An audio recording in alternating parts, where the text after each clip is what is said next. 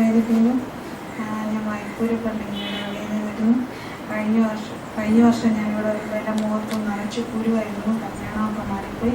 ഞാൻ ഇവിടെ ഒന്ന് സാക്ഷ്യപ്പെടുത്തിയേക്കാമെന്ന് പറഞ്ഞു. അപ്പോൾ മുഖക്കുരുവെല്ലാം മാറി. ഇവിടെ ഒന്ന് പ്രാർത്ഥിച്ചു. സൗഖ്യമായി. പാസ്പോർട്ട് ഇതെൻ്റെ മകളാണ്. അവളുടെ മുഖത്ത് കഴിഞ്ഞ പ്രാവശ്യം വന്നപ്പോൾ ഭയങ്കര കുരുകളായിരുന്നു. മുഖം നിറച്ച് ഭയങ്കര വേദനയായിരുന്നു.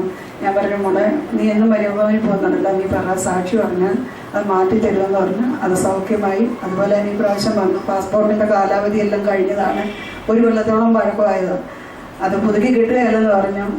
ഏതായാലും പോകാനെല്ലാം ഇത് ശരിയാക്കി വെച്ച് വേണയാണ് ഒരു ബന്ധം. അന്ന് 3 മണിക്ക് ചെല്ലാനാണ് പറഞ്ഞിരിക്കുന്നത്. അതും നടന്നില്ല. ബന്ധമായ കാരണം പോകാൻ പറ്റിയില്ല. ഞാൻ പറഞ്ഞു, നീ ഇതെല്ലാം അപ്ലൈ ചെയ്തതല്ലേ, രാവിലെ പോകുമെന്ന് പറഞ്ഞു. രാവിലെ പോവുകയും ചെയ്തു. ആ 3 മണി, തലേദിവസം 3 മണി എന്ന് പറഞ്ഞാൽ അതിന് മുന്നേ തന്നെ ഇത് സാധിച്ചു കിട്ടുകയും ചെയ്തു. ആ ദൈവത്തിന് 1000 നന്ദി പറയും.